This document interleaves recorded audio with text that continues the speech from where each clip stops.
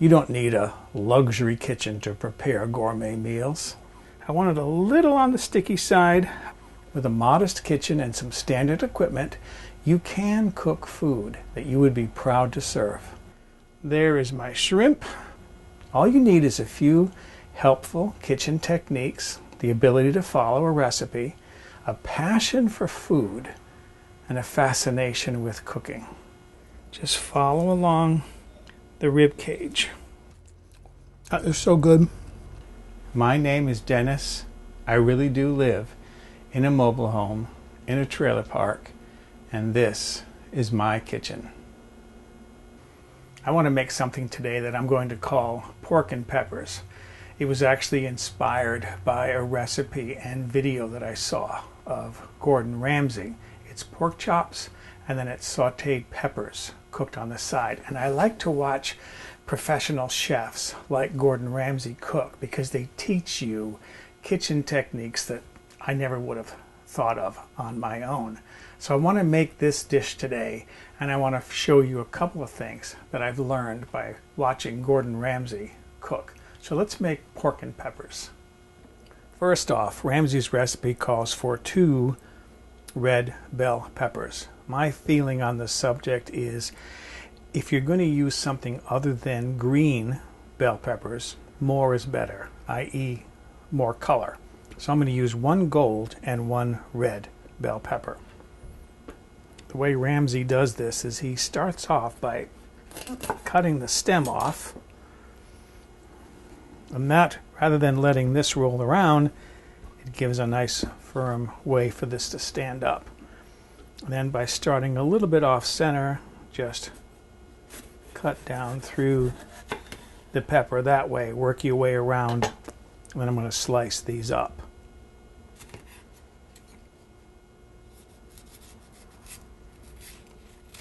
And there it is. And that's what you discard. That's all the white veins inside and the seeds. This way, you don't have to cut the top off, hollow the thing out, get these white veins off, clean out the seeds. It's all just cut off without the seeds. It makes it really, really simple. Now for these, holding these down and using your knuckle as a way of controlling the blade,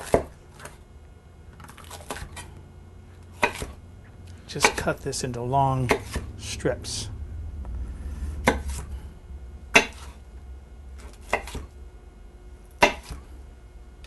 Like so. Next I have to dice this red onion. I'm going to cut this top portion off, but I'm going to leave the root section on. Now this is something where I differ from Gordon Ramsay and a lot of the chefs. I have this saying that I like to live by. This is the cutting board, these are your fingers, don't confuse the two, and you probably won't get hurt. Now, having cut the top off, cut directly down through the root section. That root section, this bottom section, this is going to hold everything together for you. I set that aside. Peel my onion here. And this is where I differ from the chefs on TV. They make several cuts down through the onion, and then holding the onion, they draw the knife in toward their fingers. I don't like drawing my knife to my finger. So I cut the onion in half again, so it's quartered. And then I cut down through the onion.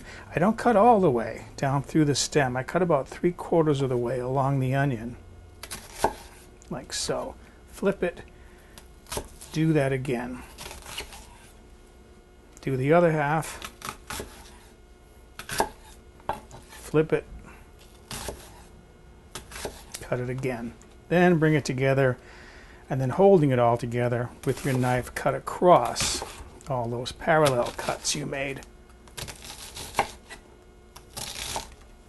And there's your chopped onion. Beautifully chopped up. I have a large container of basil here. I'm peeling off the leaves leaving the stems behind because I want to use basil to finish off the peppers. I'm going to julienne the basil, which means just basically cut it into strings. I'm not going to use all of this basil. Maybe 3 or 4 branches or sprigs of basil. That should be enough. Okay. Set that aside. Normally you would just roll this up into like a cigar shape and cut it. That's not always easy to do unless the leaves are really large. I'm not looking for a chiffonade.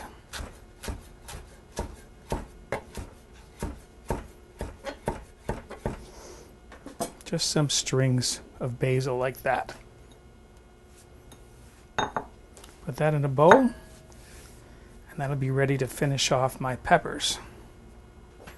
Next, I get to use my brand new cast iron skillet that I bought. You want to heat your skillet up, get it good and hot, put your oil in it. Don't use extra virgin olive oil because that's a flavoring oil. Use a cooking oil, such as pure olive oil. That's what I'm going to use. So get your pan hot, put a couple tablespoons or so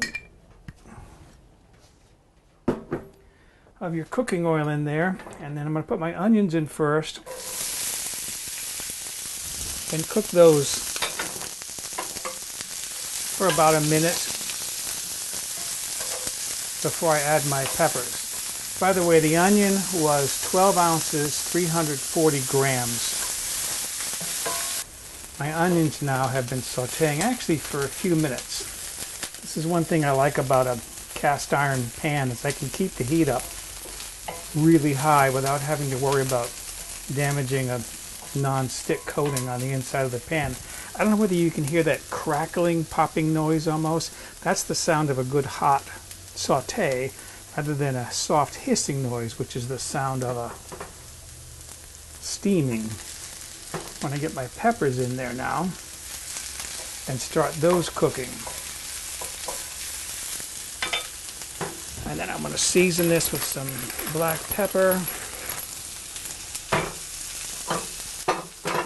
and a sprinkling of salt.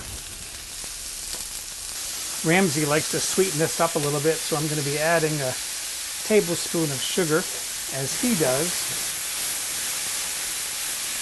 Beautiful, nice hot sound to that skillet. These now have been cooking for about 5-6 minutes. They're getting tender. To brighten this flavor up, I'm going to add a little bit of lemon juice. If you like a tartar flavor, if you like it to be sour, you can add vinegar, such as red wine vinegar or tarragon vinegar. This is just about done. I'm cooking off that lemon juice. Now to finish this off, this is when I would add a couple tablespoons of extra virgin olive oil. See, that's for the flavoring. That's to dress that. My peppers are just about finished. I'm going to add my basil. Doesn't that look beautiful? Look at those colors. And I'm going to cook that for maybe 30 seconds, half a minute, and then I can transfer that to a bowl and set that aside until I'm ready to plate. Next, I want to season my pork chops, but first, if there's a fatty rind on the pork chops, you can cut through that with a knife. That'll prevent the rind from seizing up and making your pork chop curl. And then I want to season these with salt and coarsely cracked black pepper. I set my pepper mill here to the largest setting. Season it both sides. All right, those are ready for sautéing. Finally, an excellent flavor to go with pork is garlic. So I have a couple of large cloves of garlic here. I'm going to give these a good crush. That will release them from their skin. You can leave these whole. Those will get cooked in the pan with the pork. I'm heating my skillet again. Going to put in some more olive oil. Again, that's regular cooking olive oil, not extra virgin.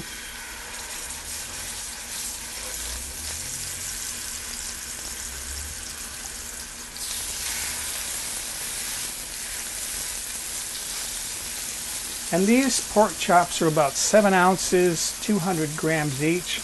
I'm going to cook them 4 to 5 minutes on each side. I want them just cooked through so that they stay tender. You have to be careful with pork chops. You can overcook them and they get very tough. I want to also add to this pan the garlic and several sprigs, be generous, of thyme. That'll add to the flavor.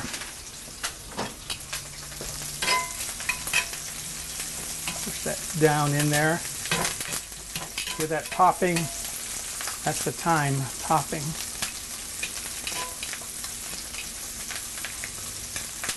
Beautiful. I'm ready to turn these over. Nicely browned.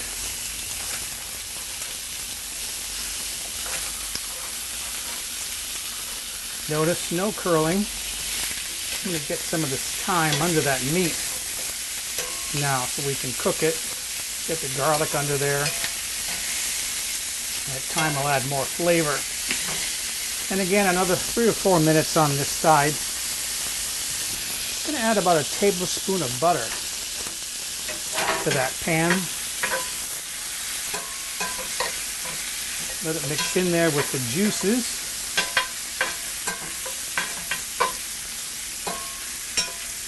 Wonderful. And then to help flavor my meat, I'm going to capture these juices and baste my chops.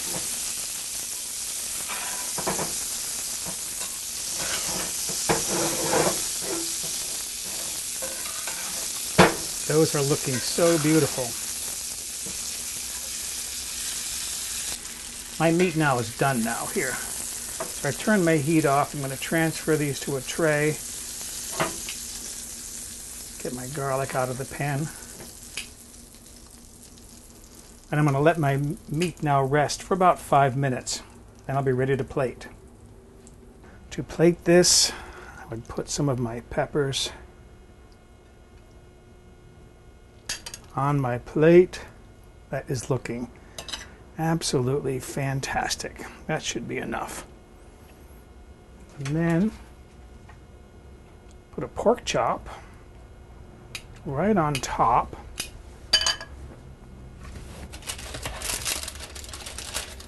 I mashed up one of those cloves of garlic.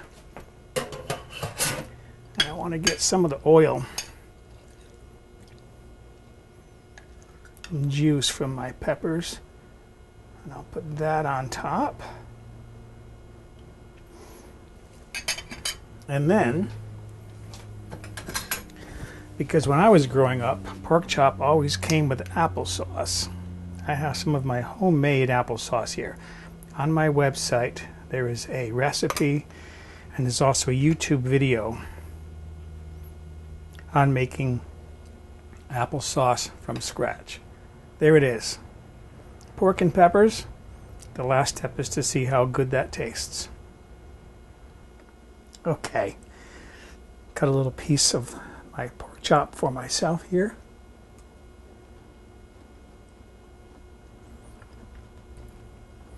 Really, really nice flavor.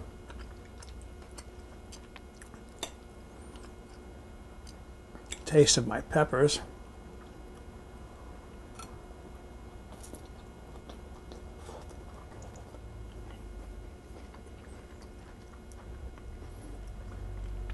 That is delicious.